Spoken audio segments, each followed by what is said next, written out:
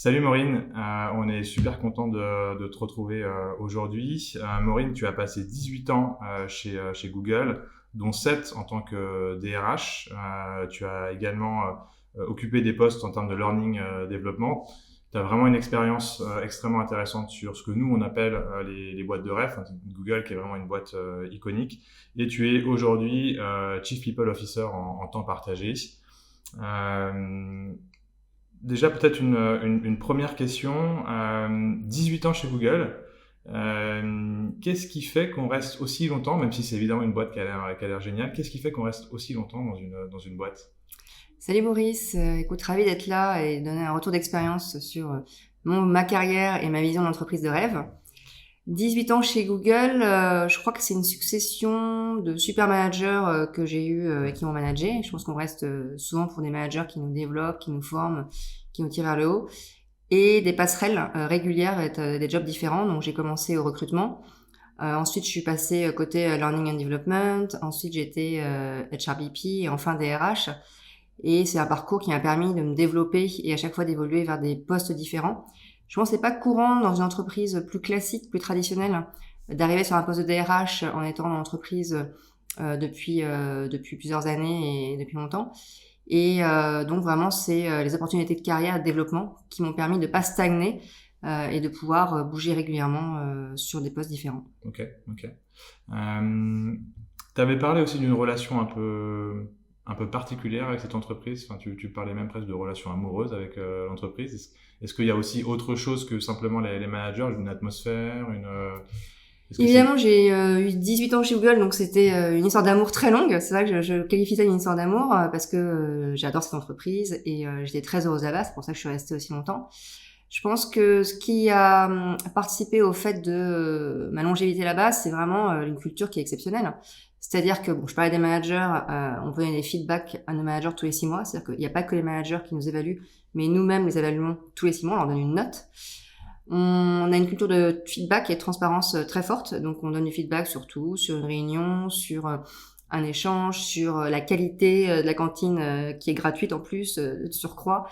Et puis surtout, il y a une collaboration et une entraide qui est très forte parce qu'il y a des valeurs qui sont prônées, qui sont même institutionnalisées dans le Code of Conduct qu'on doit suivre en formation quand on arrive chez Google. Donc quand on démarre chez Google, on doit tous suivre cette formation de Code of Conduct qu'on doit resuivre tous les ans. Et dans ce Code of Conduct, on parle des valeurs. Donc on a lead with respect, respect each other, respect the opportunity. Et c'est vraiment des choses qui sont vécues entre tous les collaborateurs et qui fait que y a une culture de solidarité très forte. Par exemple, il y a des personnes qui sont à notre disposition si on veut parler de carrière, si on veut parler d'un nouveau job en tant que manager, si on rentre d'un congé paternité ou un congé maternité, donc sur des sujets à la fois pro et perso. On les appelle des gourous à l'intérieur de chez Google, donc des carrières gourous, des new parent gourous, des managers gourous. Et on peut spontanément les contacter sans passer par nos managers parce que on estime qu'on peut bénéficier d'un conseil. C'est un peu une relation de mentorat finalement, mais informelle, en direct. Et ça témoigne de l'entraide et de la solidarité qui est dans l'entreprise pour nous aider à nous développer. Finalement aussi d'un point de vue pro que perso. Et ça reflète vraiment une culture où il y a énormément d'autonomie, énormément de liberté et de confiance donnée aux collaborateurs.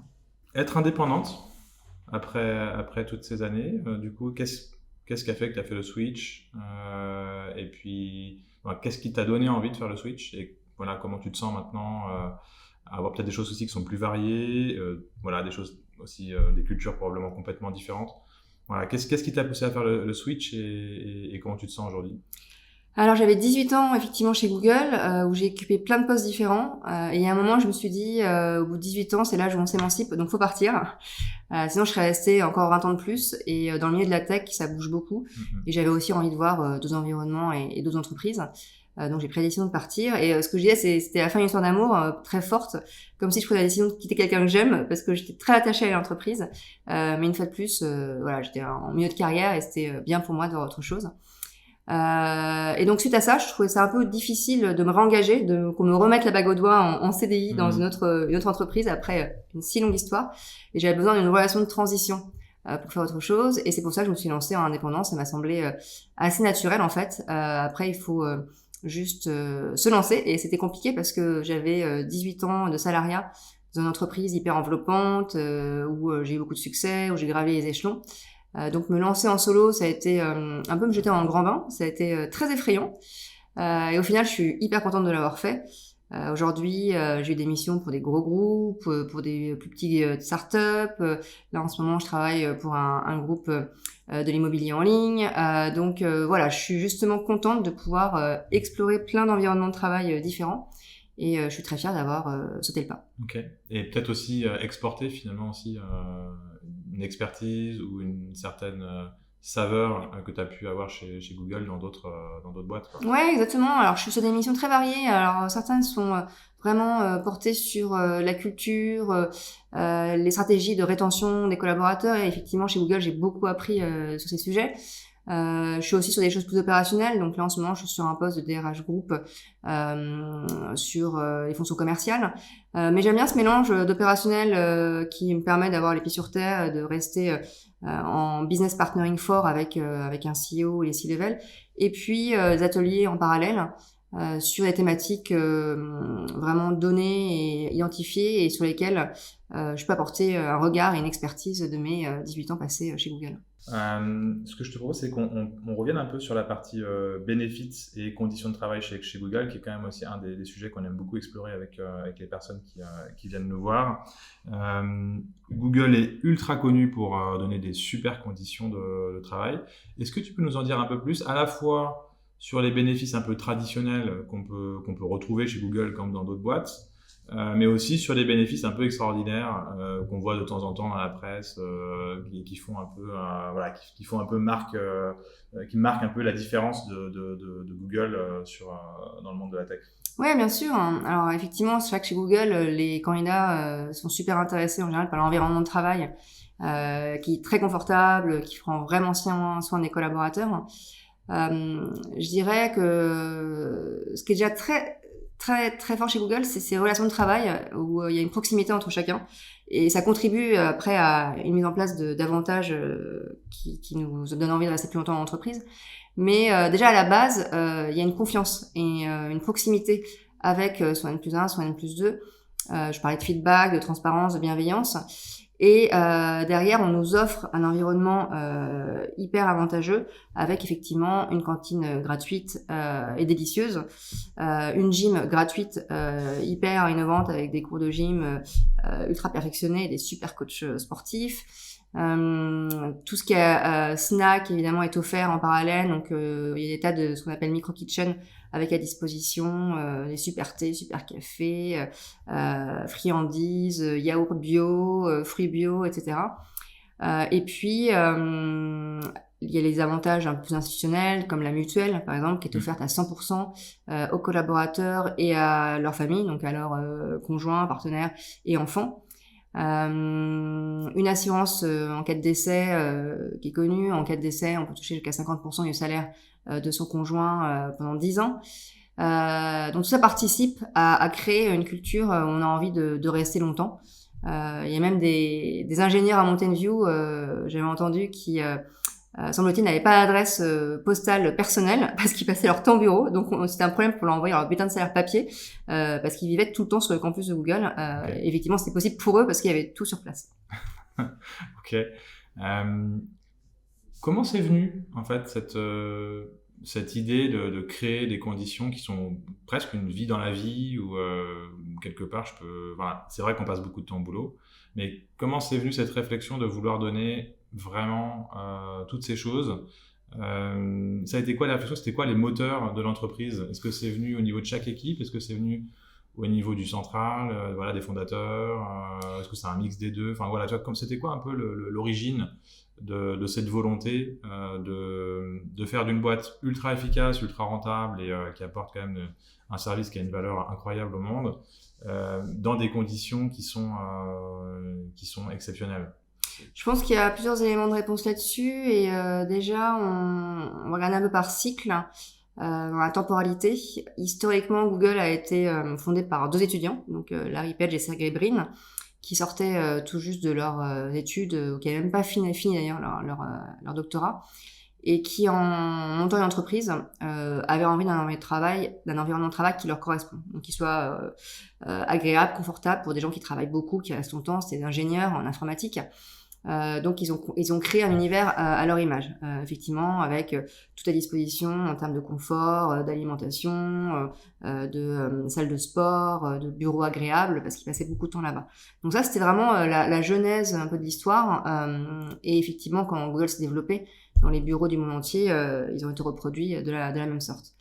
Après, je pense qu'il y a eu une question autour de la rétention des talents, parce que la tech est un milieu ultra compétitif qui évolue très vite, les concurrents sont arrivés les uns après les autres, et il a fallu aussi attirer les candidats, les cerveaux, avec des conditions de travail exceptionnelles, et donc ça a participé ensuite à la marque employeur, tout simplement.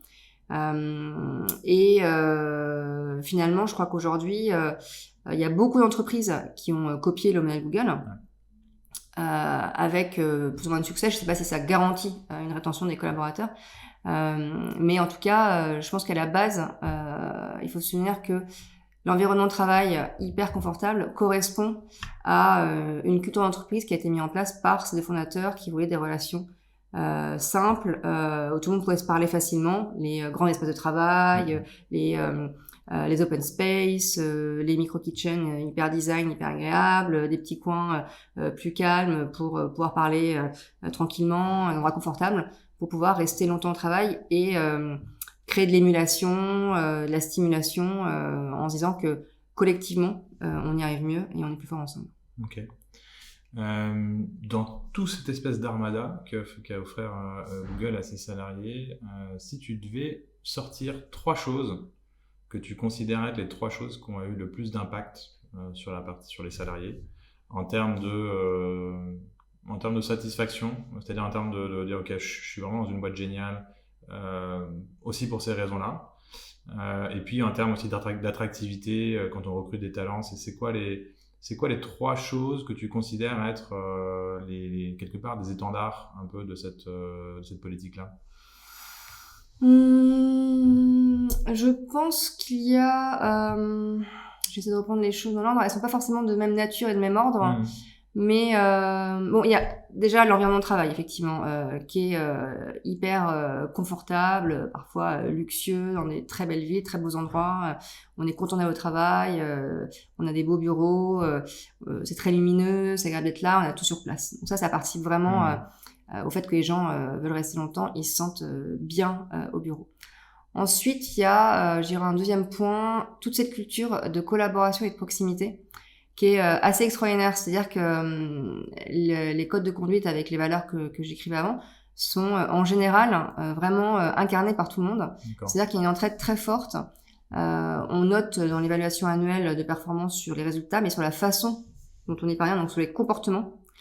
Et donc voilà, c'est cette culture de bienveillance, de solidarité, de collaboration qu'on trouve difficilement ailleurs et qui perdure malgré voilà maintenant Google a 20 ans, les 20 années ça reste jeune mais ça fait déjà 20 ans.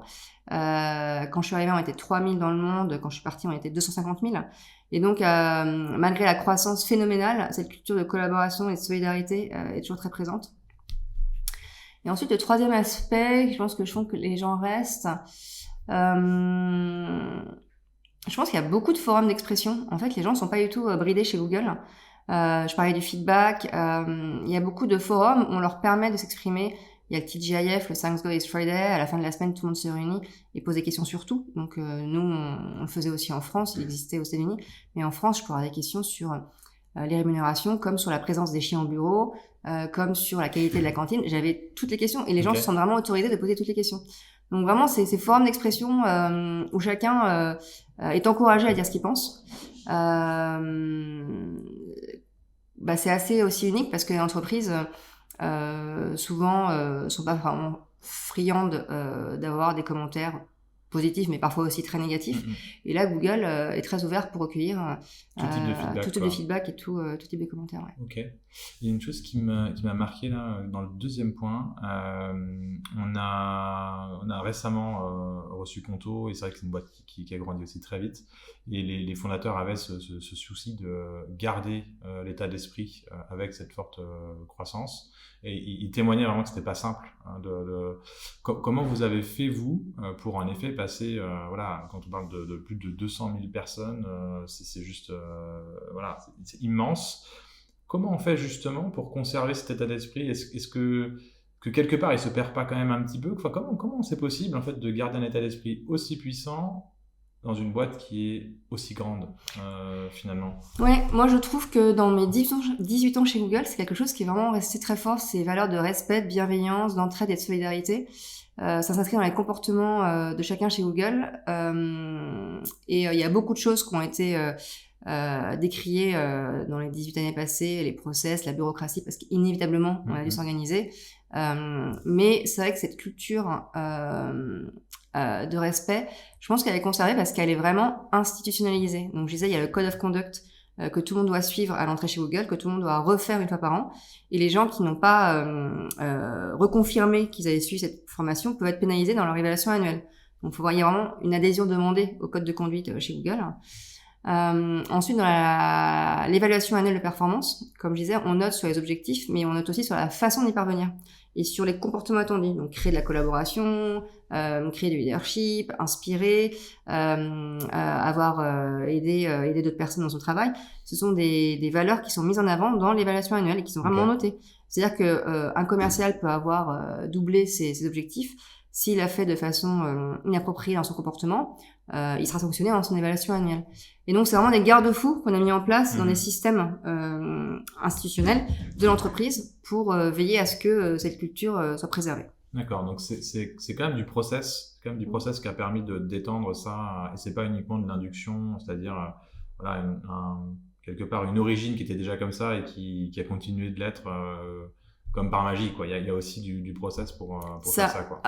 Alors, on demande au leadership d'incarner ces valeurs-là, mais derrière, effectivement, il faut des garde-fous parce que c'est difficile à l'échelle de 150 000 personnes de pouvoir s'assurer que ça existe toujours. Et donc, c'est pour ça qu'il y a maintenant, effectivement, des process, de l'encadrement pour mettre en avant les bons comportements attendus. Ouais. Ok. Il y a un autre point sur lequel j'aimerais qu'on vienne, c'est les 20% de temps disponibles pour des projets perso, qui a aussi un peu fait les marques de noblesse de Google. Comment toi tu l'as vécu de l'intérieur? C'est quoi vraiment l'impact de cette mesure, quoi, sur la culture de l'entreprise? Ouais, alors en fait, le 20%, il est pas uniquement accordé aux ingénieurs, mais il est accordé à quiconque veut travailler sur un projet qui sera bénéfique pour l'entreprise et dans lequel on peut apprendre.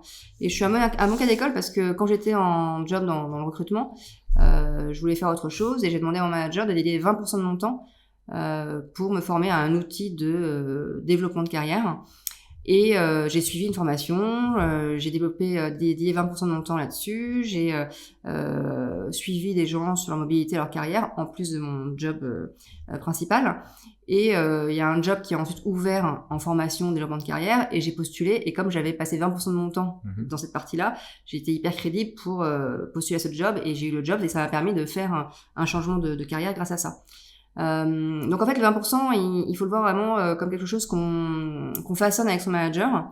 C'est évidemment fait avec l'aval du manager, avec un projet défini, et ensuite qu'on définit dans la durée pour développer ses compétences et développer un service auprès de l'entreprise. Ok.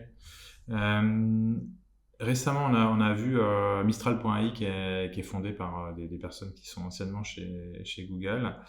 Et donc des personnes qui avaient un projet qui a un potentiel et une valeur incroyable. Qu'est-ce qui fait selon toi que certaines personnes quand même quittent le bateau malgré une culture géniale, un environnement génial et cette possibilité finalement de créer des business et peut-être même d'être financé par Google pour créer des business dans Google? Qu'est-ce qui fait que des personnes aussi talentueuses partent? Est-ce que c'est de toute façon inévitable parce que c'est dans leur mindset d'entrepreneur, ou est-ce qu'il y a aussi un peu un pendant de la médaille qui fait que dans certains cas, des gens ont envie de sortir quoi, finalement de la machine Google. Je crois que Google recrute sur des personnalités qui ont des leadership et des valeurs entrepreneuriales pour justement pouvoir bouger dans leur carrière, se dire qu'ils ont un set de compétences qui est transférable sur un autre job ou un autre environnement, et que du coup, inévitablement, oui, certaines personnes partent parce qu'on recrute des personnes qui ont du drive, qui ont du leadership, et l'environnement étant très concurrentiel, qui est celui de la tech, les personnes partent monter leur start-up, partent développer d'autres produits. Donc c'est inévitable. Évidemment, il y a une guerre des talents dans ce petit milieu-là. Donc c'est pour ça qu'on essaie d'attirer avec des avantages, des environnements de travail hyper agréables. Et effectivement, ça arrive que des personnes partent. Et quelque part, je trouve que c'est plutôt ça, parce qu'une entreprise qui tourne aussi tout le temps avec les mêmes personnes trop longtemps, c'est pas non plus forcément bon pour l'entreprise et pour les personnes elles-mêmes. J'en suis un bon exemple, j'en suis partie au bout de 18 ans. Donc je trouve que c'est ça qui est un peu de turnover dans l'entreprise. Donc si on résume un peu, Google, c'est à la fois des conditions de travail excellentes et même du temps pour développer soit des choses perso pour Google ou même des choses perso complètement à côté. La question que j'ai envie de te poser, c'est dans une organisation comme ça, où est la limite? Où est-ce qu'on s'arrête en fait dans l'accompagnement de l'individu? Est-ce qu'il y a quelque chose qui est très clairement dit dans Google? Voilà, on s'arrête, je sais pas moi, à telle limite, on va pas plus loin parce que, parce qu'on veut pas aller au-delà de ça. Est-ce que est-ce que tu vois une limite? Ou est-ce que tu crois au contraire que non, il n'y a pas forcément de limite, on pourrait aller très très loin dans l'accompagnement même personnel des individus dans ce genre d'entreprise? Non, je crois qu'il y a des limites à fixer et que c'était justement au RH, au manager et au leadership de fixer un peu les limites. Il y avait un peu une croyance que Google était responsable de tout, du perso au pro, pour soi, pour sa famille, ses enfants. Par exemple, j'avais parfois des collaborateurs qui débarquaient des États-Unis pour venir travailler en France, qui voulaient prendre des cours de français, qui voulaient que leurs femmes bénéficient de cours de français, leurs enfants de cours de français, et ça leur semblait complètement normal. Et à un moment, je me disais, non, Google est une entreprise où vous êtes salarié, mais on peut pas offrir ces avantages-là à votre famille et votre belle famille. Et je pense que les gens avaient du mal à avoir la limite, justement, parce que Google offrait tellement qu'ils se sentaient autorisés à demander ça pour tout le monde dans leur entourage. Je me rappelle aussi une fois une personne qui m'avait appelé parce qu'elle avait eu... je crois, un vol dans sa voiture. Elle demandait si l'assurance de Google pouvait marcher parce que ça avait été fait dans un parking, même pas un parking Google, mais sous des heures de travail. Et je lui avais expliqué que c'était sa voiture personnelle, qu'il y avait eu un vol, que c'était malheureux, mais qu'il fallait qu'elle contacte son assurance perso. Et les gens avaient du mal parfois à comprendre ça. Donc oui, il y a une frontière qui est parfois un peu floue et les collaborateurs n'arrivent pas tellement à voir, tellement l'entreprise donne. Effectivement, les collaborateurs se sentent vraiment hyper à l'aise et hyper autorisés de demander encore plus. Et c'est vrai que c'est là que c'est bien quand même de fixer un cadre, de fixer des limites en disant Google, c'est le travail. Voilà. Après, vous avez aussi votre vie perso. Et ouais, c'est vrai que il fallait un peu remettre le curseur au bon endroit. Ouais. Ok. Est-ce que tu as vu, est-ce que tu vois encore des tendances qui ont émergé, disons, ces 5-6 dernières années, qui sont complètement nouvelles et que tu as pu voir, toi, chez Google, en termes de demande des salariés, qui n'étaient pas du tout vraies au moment où tu es arrivé et qui ont commencé à être très fortes pendant ou même maintenant, peut-être, dans l'entreprise? Qu'il y a des choses qui ont beaucoup bougé en termes de tendance, de demande de salariés? Je pense qu'il y a deux sujets. Sur l'environnement de travail, comme Google permet beaucoup de choses, est très confortable, les collaborateurs ont tendance à demander encore plus. Donc typiquement, récemment, j'avais eu la demande de présence de chiens au bureau, leur chien perso. Ça a donné lieu à un débat et à un vote au bureau. Donc les collaborateurs ont voté pour la présence ou non de chiens au bureau. À Paris, on est quand même 1500 personnes. Donc 1500 personnes ont voté pour savoir si on autorisait la présence de chiens. On a eu un oui à 52%. Donc on a décidé d'autoriser la présence de chiens. Donc toujours à la frontière entre vie perso et vie pro de plus en plus floue. Ça, je l'ai vraiment observé. Et du coup, on a fait venir les chiens au bureau. On a autorisé les chiens au bureau. Et puis autre chose qui est peut-être un peu le pendant de ça, ou le fil cohérent par la suite, c'est les gens sont de plus en plus autorisés d'exprimer beaucoup de militantisme, on appelle ça l'activisme chez Google, parce qu'ils sont tellement libres de dire tout ce qu'ils pensent, de partager leur opinion, que j'avais parfois des comportements extrêmement militants, parfois très challengeants vis-à-vis de Google, sur notamment la question du climat, pourquoi est-ce qu'on continue de prendre des avions, pourquoi nos dirigeants continuent de prendre des avions, sur la question d'égalité salariale, il y a eu le walkout qui a été très repris dans la presse, où les femmes sont descendues dans la rue pour l'égalité salariale et pour militer contre des comportements sexistes en entreprise. Et ça, c'est des choses qu'on voit comme des sujets de société que les collaborateurs ont aussi ramené à l'intérieur de l'entreprise. Et nous ont interpellés. De la même façon qu'on interpelle le gouvernement, on peut interpeller aussi les dirigeants en interne. Ok. Finalement, tu parlais tout à l'heure de cet espace de dialogue. En fait, cet espace de dialogue, il a été étendu aussi au sujet de société, quoi. Oui, complètement. Et je pense que c'est un peu les limites ou les écueils de cet espace de dialogue. C'est-à-dire que c'est très libre et ça donne extrêmement de place à la liberté d'expression. Et ça va parfois sur des sujets qui sont peut-être au-delà du périmètre professionnel et sur lesquels on nous demande des réponses. Et pour le coup, c'est difficile de dire ça ne nous regarde pas, c'est ces sociétés, parce que ils les ramènent à l'intérieur de l'entreprise. Et il faut pouvoir en parler aux collaborateurs. Oui, un peu aussi comme cette nouvelle tendance de recherche de sens qu'ont beaucoup de salariés, des jeunes, notamment les jeunes salariés. Pareil, là-dessus, est-ce que toi, tu as senti aussi ces tendances-là arriver au-delà même des sujets de société, mais des sujets presque de recherche individuelle, de recherche quelque part intérieure, etc. Est-ce que, pareil, l'entreprise fixe un peu une limite de dire, voilà, ça c'est peut-être à vous de le faire tout seul, et ça c'est ce que l'entreprise peut faire pour vous.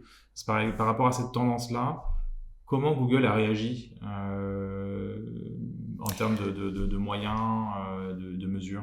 Je sais pas s'il y a eu des moyens, des mesures mises en place, mais c'est vrai que je trouve que dans les recrutements plus juniors, jeunes diplômés, il y a de plus en plus de questions sur la recherche d'accomplissement, la quête de sens.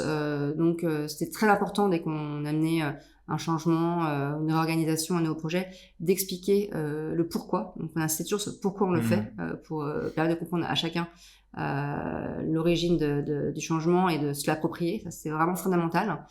Parce que oui, les collaborateurs plus récents sont en recherche de sens, en quête d'accomplissement de soi, quittent l'entreprise si ça leur correspond plus en termes de valeurs.